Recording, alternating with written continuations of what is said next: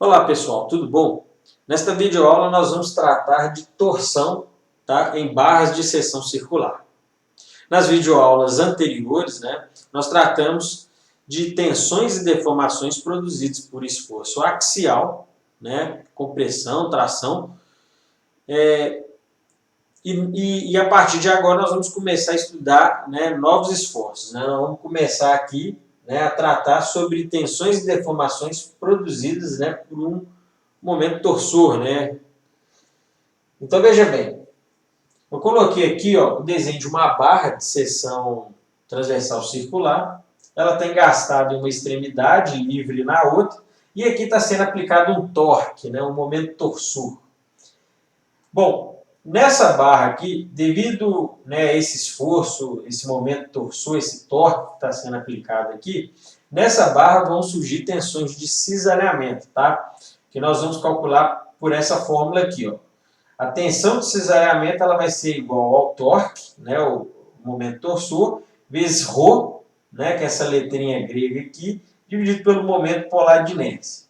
O que é esse ρ? Esse ρ, pessoal, ele vai ser a distância do ponto onde você está querendo calcular o valor de tensão, tá? De cisalhamento, em relação ao centroide, ao centro, dessa seção transversal circular aqui, da barra.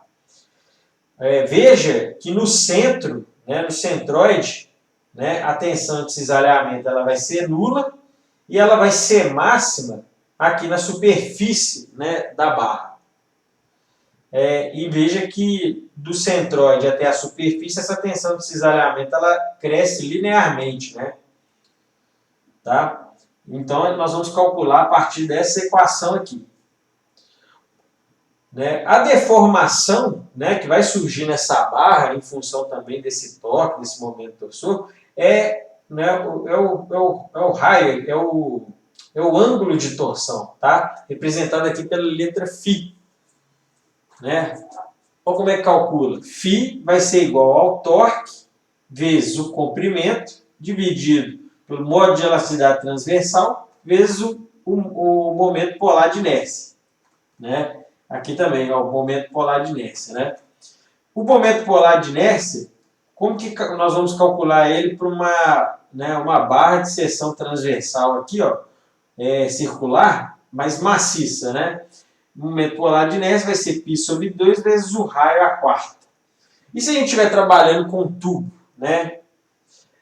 Nessa situação aqui, o momento polar de inércia vai ser π sobre 2 vezes raio à quarta, raio externo à quarta, menos o raio interno, à quarta. Certo? Aqui é a mesma coisa, tá? Bom,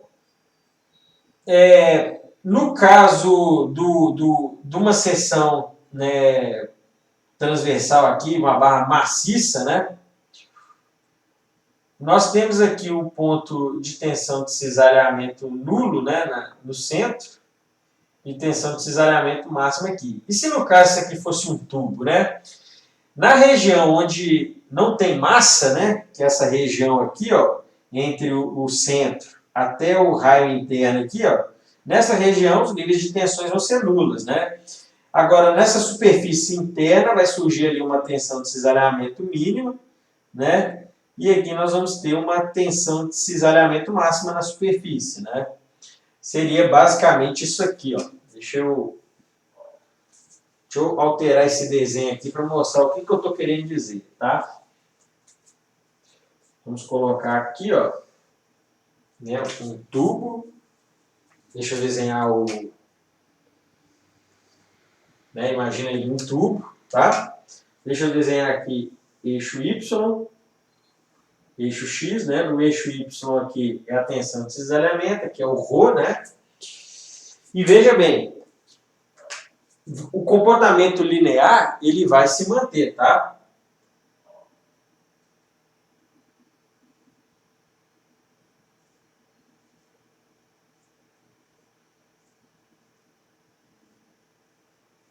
O que vai acontecer? Nós vamos ter uma tensão de cisalhamento máxima na superfície externa aqui, do tubo. A tensão de cisalhamento máxima. nós vamos ter uma tensão de cisalhamento mínima, né, no caso aqui, na superfície interna, né, do tubo, e nessas regiões aqui, né, do centroide até o raio aqui, até a superfície interna, nós não temos tensão, a tensão ali vai ser zero, né? Vai ser uma tensão nula. Tá? Basicamente esses são os principais conceitos, certo? Então, vamos avançar aqui. Vamos ver como é que nós vamos calcular o ângulo de torção, uma barra escalonada, para uma barra de seção cônica, né? uma barra cônica, né? E é isso aí. Como calcular o ângulo de torção para uma barra escalonada, né, e uma barra de formato cônico? Bom, veja bem. Aqui eu desenhei uma barra, né, escalonada. Né, veja que o diâmetro aqui está variando ao longo do comprimento. Né, são 3 trechos. Né? Nesse trecho aqui ele tem o maior diâmetro. Aqui ele tem um diâmetro intermediário. Aqui ele tem o menor diâmetro da barra. Né? Além disso, veja que nessa extremidade livre, né, está sendo aplicado aqui um torque T2. Né? Aqui nessa região aqui de união entre o segmento 1 e 2 tem um torque T1, né? Está sendo aplicado em sentido contrário. E aqui nós temos a reação de apoio, né? O torque vai surgir ali no engaste, certo? Né? Agora, veja aqui nós temos o quê? Uma barra de seção, né, transversal circular, mas ela tem um formato cônico, né? E o diâmetro, então, portanto, né, ele está variando aqui, ó, continuamente, né? Bom, para esse tipo de situação, pessoal, né, para calcular o ângulo de torção, nós vamos utilizar essas equações aqui, ó.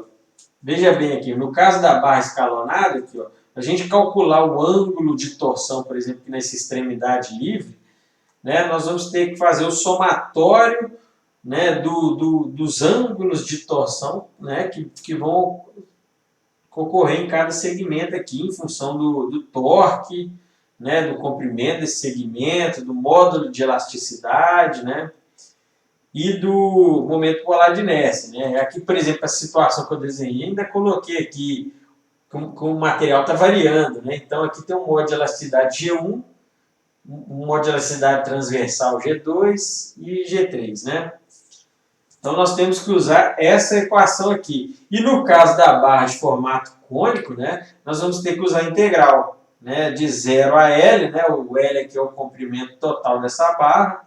Né, e aqui nós vamos ter que achar as funções, né, como é que o torque está variando aqui ao longo do comprimento da barra. Né, estou chamando aqui na horizontal EX, né, dx. Né, o modo de elasticidade transversal, como é que ele está variando, será que ele é uma constante, será que tem uma função, né? Vai depender do problema que nós estivermos analisando. E o momento polar de inércia, né? Está variando o diâmetro aqui, então, né, com certeza vai ter uma função aqui que vai falar como é que o momento polar de inércia aqui, né? Como é que ele está variando aqui ao longo do comprimento da barra. Então, basicamente é isso. Nós vamos calcular o ângulo de torção para esse tipo de situação aplicando essas equações aqui, certo? Isso aí. Quando nós estávamos tratando de esforços axiais, né, e falando sobre problemas estaticamente indeterminados, eu falei com vocês que, né, esses tipos de problemas eram aqueles que apenas com as condições de equilíbrio da estática não era possível, né, trazer uma solução, né, uma resposta ali para aquele problema. E nós teríamos que, né, buscar uma outra equação, né, para tornar o sistema ali possível determinado. Né? Isso aquilo ali para estruturas hiperestáticas. Né? Bom, aqui na torção, problemas estaticamente indeterminados, a ideia é a mesma. Né? São problemas, né, que apenas com as condições de equilíbrio da estática nós não vamos ter solução, né? Não vamos ter uma resposta ali. Então, o que a gente tem que levar em consideração aqui é as deformações, igual a gente fazia lá para os esforços axiais. Só que no caso lá, né, era o alongamento, né, o encurtamento tinha que ser nulo, né? Aqui no caso, a deformação para nós é o ângulo de torção, né?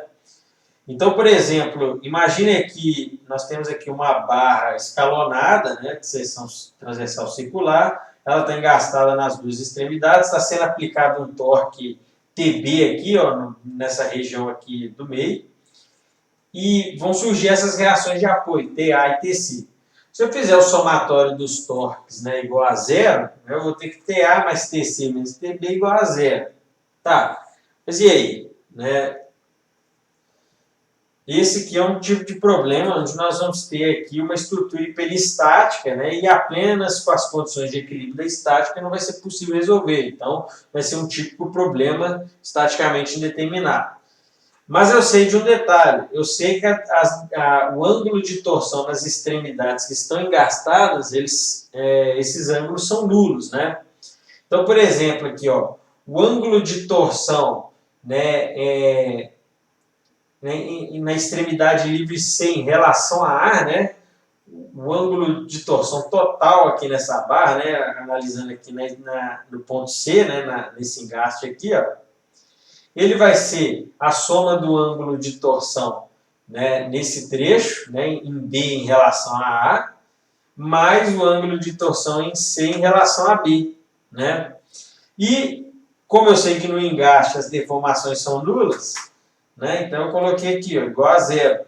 Então, eu sabendo, né, essas duas equações aqui, ó, agora fica tranquilo de poder resolver o problema. Né? O raciocínio é o mesmo que aquele que nós vimos lá para, né, problemas estaticamente determinados, mas para carregamentos axiais. Né?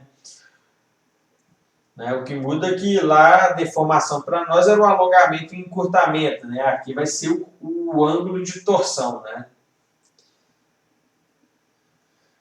Conhecendo as equações que eu apresentei, né, e sabendo essas relações na condição de equilíbrio da estática, né, sabendo que nos engastes aqui os ângulos de torção eles vão ser nulos, né, então fica fácil aí da gente estar resolvendo esses problemas, certo?